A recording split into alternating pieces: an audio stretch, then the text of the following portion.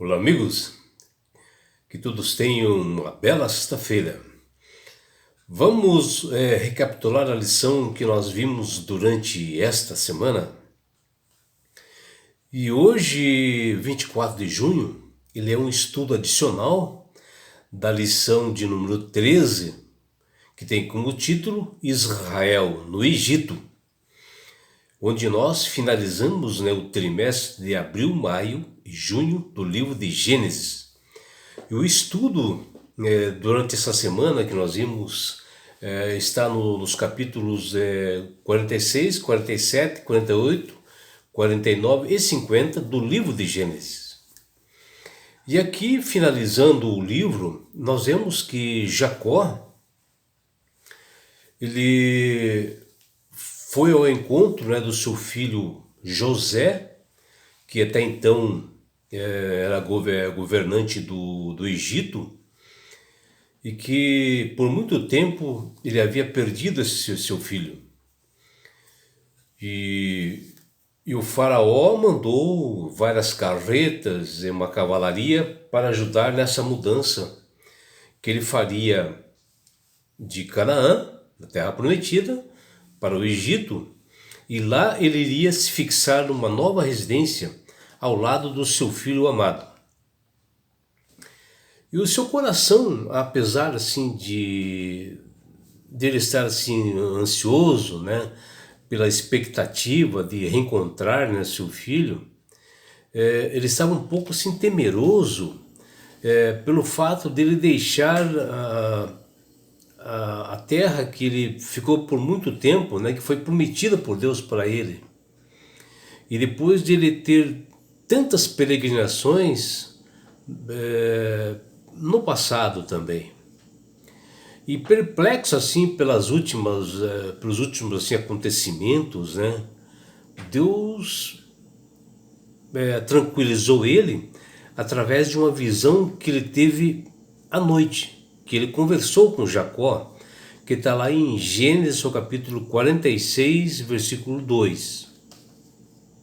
E até Deus chama ele pelo seu nome de nascimento, onde ele fala, Jacó, Jacó. E ele responde, eis-me aqui. E neste momento, o Senhor confortou o seu servo, deu segurança para ele, porque ele confirmou a promessa que outrora ele havia feito com os seus pais. E que com certeza ele veria o seu filho José novamente, e que um dia ele voltaria novamente para a terra prometida. E Deus, nessa visão que chama Jacó pelo nome, ele disse, olha o que Deus fala, dando segurança para ele. Eu sou Deus de teu pai, não temas descer para o Egito. Que está lá em Gênesis, capítulo 46, versículo 3. E confiante, ele prosseguiu viagem para o Egito, e Jacó e toda a sua descendência, com seus filhos, com seus servos e com todas as suas coisas, que está lá em Gênesis, capítulo 46, versículo 6. E isto era de um grupo total de 70 pessoas, que a Bíblia menciona no verso para memorizar, que nós vimos que diz, assim Israel habitou na terra de Gósen, que é lá no Egito, e nela adquiriram propriedades e foram fecundos, e muitos se multiplicaram, que está lá em Gênesis, no capítulo 47, versículo 27. Então aqui está mencionando que Israel, no caso, era o Jacó, porque ele houve uma mudança de nome, e que ele foi para o Egito, e lá ele teve grandes propriedades. O povo de Israel foi multiplicado pelo poder de Deus, porque muitos egípcios eles se converteram através do Evangelho.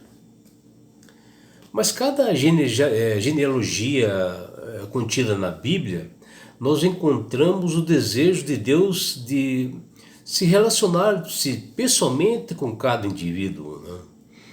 Por isso que ele criou o homem para isso, para ter um relacionamento, para formar uma grande família.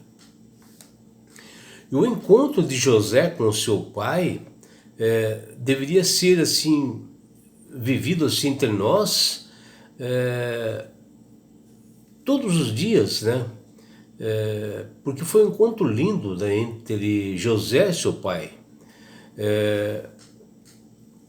E nós deveríamos ter esse encontro assim, né? Não só com o nosso pai assim genético, né? Mas acima de tudo no encontro que nós devemos ter com Deus, porque assim como Jacó foi ao encontro de José, que ele foi assim correndo, né, ao encontro, né, do seu pai, é quando nós compreendemos que Deus vem ao nosso encontro. Um Deus que procura primeiro as nossas necessidades porque Ele quer um relacionamento. Ele busca salvar as pessoas. E a nossa reação devia ser a mesma, né, de José, né? Porque Deus faz convite para todas as pessoas e todos os dias. Mas Ele dá o livre-arbítrio para que as pessoas aceitem ou não. E o lindo que está lá no livro de 1 Pedro, no seu capítulo 5, versículo 7, olha que lindo que diz aqui, ó. O que nós devemos fazer, ó? Lançando sobre Ele toda a nossa ansiedade, porque Ele tem cuidado de nós. É um Deus que quer se relacionar e quer resolver os nossos problemas, as nossas ansiedades e as nossas preocupações. E o significado, né, da partida de Jacó de Canaã relembra a mesma experiência que Abraão teve, embora nesse caso, né, ele estivesse indo para a terra prometida. O que é de semelhante aqui é que Jacó ouviu a mesma promessa que Abraão ouviu de Deus, que disse: farei de ti uma grande nação, que está lá em Gênesis, capítulo 46, versículo 3. E Deus para Jacó falou que no Egito Ele também faria para Jacó uma grande nação. E onde Deus deseja assim, sempre, né, estender a salvação para todas as pessoas. Por isso que Ele deslocou e permitiu, né, que Jacó fosse para o Egito, saísse da terra prometida para o Egito, para que realmente a nação de Israel fosse aumentada, né? Que a nação de Israel crescesse, que eles pudessem ter a oportunidade de conhecer o verdadeiro Deus. E depois que a família de Jacó chegou ao Egito, eles se fixaram na terra de Gósen. José era o governador, onde ele foi até o faraó para informar, né, que dos fatos que já estava acontecendo, né, que seus pais e seus irmãos e com todas as suas coisas eles já estavam nos domínios egípcios, né, que está lá em Gênesis, no capítulo 47, versículo 1. E então José pegou, né, os 5 irmãos e apresentou ao faraó devidamente, né, que ele instruiu antes, né, como eles deveriam estar na presença do faraó, e que era para eles dizerem, né, para o grande comandante, o monarca, né, que eles eram apacentadores de rebanho, como profissão. E assim eles o fizeram, né, e falaram que eles estavam ali no Egito, era devido à fome que havia assolado a terra prometida e que havia atingido a terra naquele momento, principalmente a terra de Canaã, né, que está lá em Gênesis, capítulo 47, versículo 4. E assim eles poderiam voltar à terra prometida quando que eles quisessem, né? Eles não tinham compromisso nenhum daí com o Egito. E o faraó disse a José que eles deveriam habitar no melhor que existisse na terra do Egito, que era a zona rural. Está lá em Gênesis, capítulo 47, versículo 4.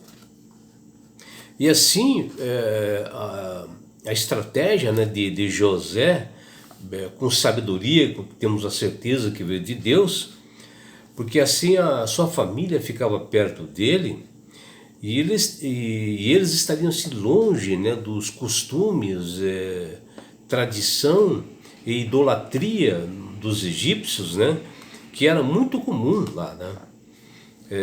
E assim eles evitariam que eles caíssem em tentação. E mais tarde, né, José levou seu idoso pai na presença, né, do grande faraó para conhecê-lo.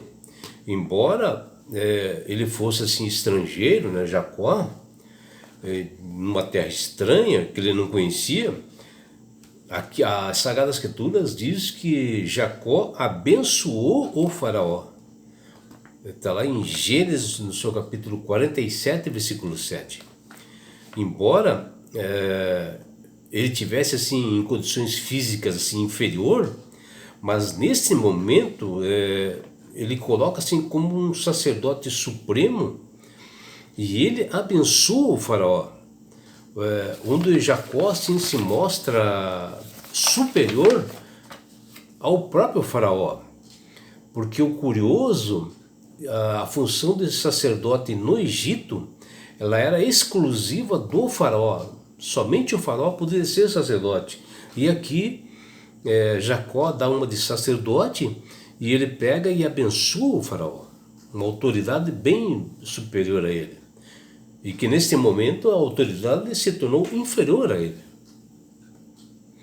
E o faraó pergunta, né, a Jacó qual era a sua idade, né? E Jacó responde assim com bastante sabedoria diante do governante maior do Egito. E olha o que ele fala: os dias dos anos de minhas peregrinações são 130 anos.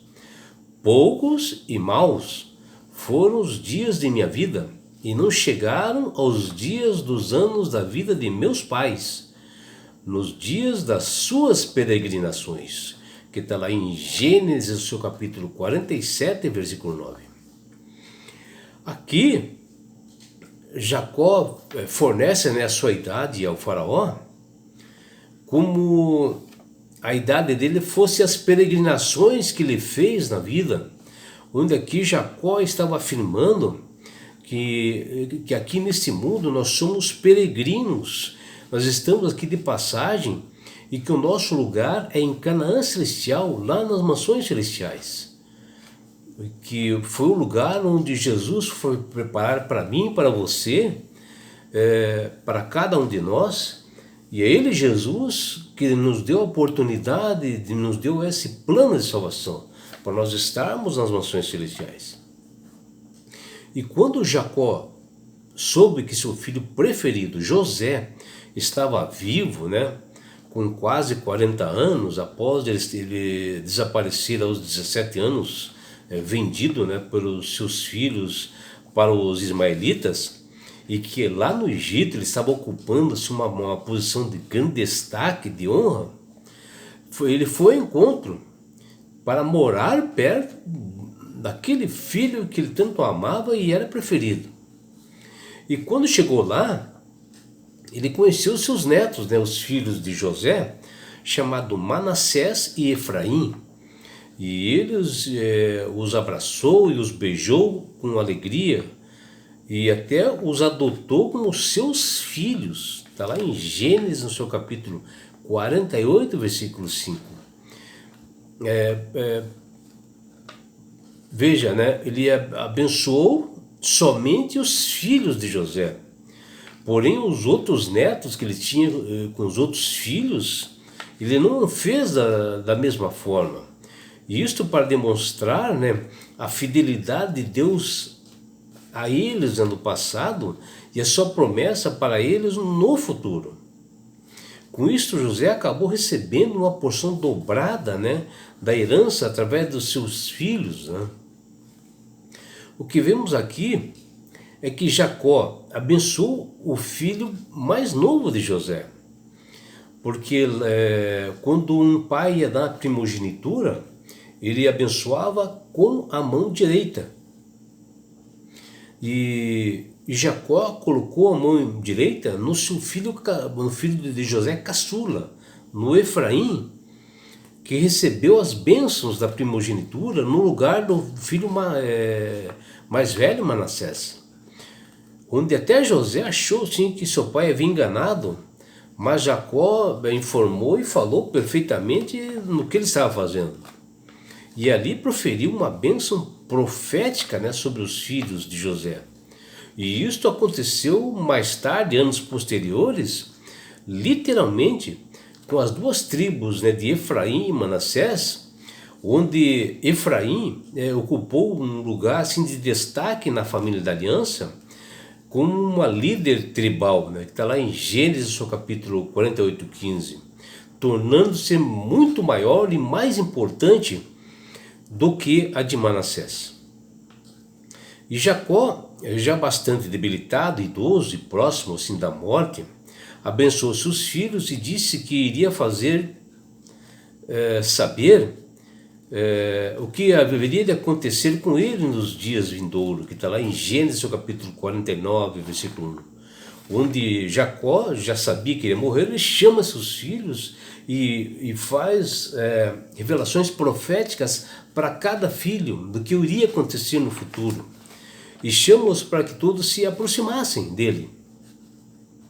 Ele menciona, né, além das profecias de cada tribo de Israel, né, que com detalhes, porque cada tribo de Israel era um nome de um dos seus filhos, que compõe assim cada filho. Ele fala que ele viu o Messias e a esperança de salvação, e que cada um dos filhos deveriam fazer para que pudesse alcançar a salvação. E tanto é que, através de Judá, um dos seus filhos, né, é que veio a nascer Jesus Cristo. E a profecia mais importante é essa que eu mencionei, que recaiu sobre Judá, através, né, da mudança de caráter dele, das atitudes, né, de Judá.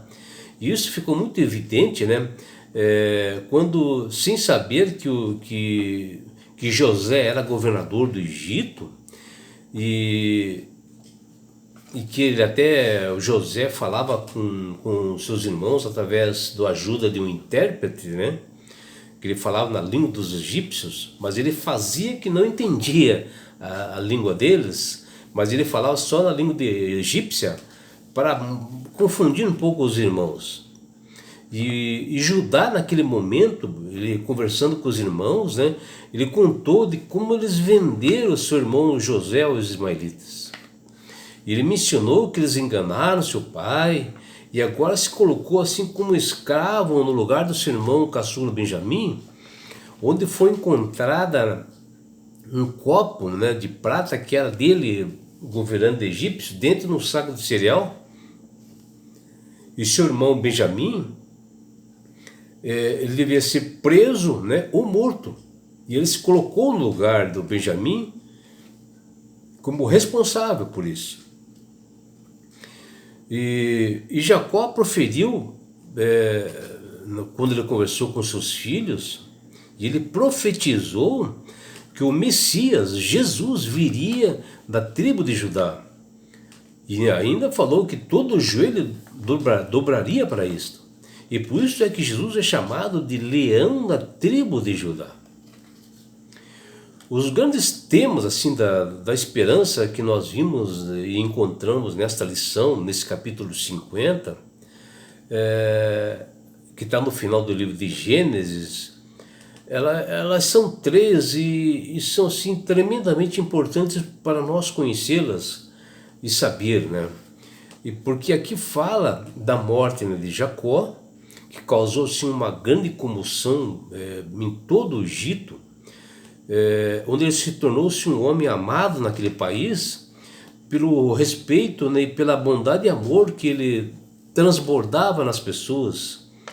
Ainda mais porque ele era o pai de José, que era o governador do Egito, e que ele, José, administrou tão bem o Egito que ele salvou aquele país durante a fome que tomou conta do mundo na época e que lá governou e administrou com sabedoria.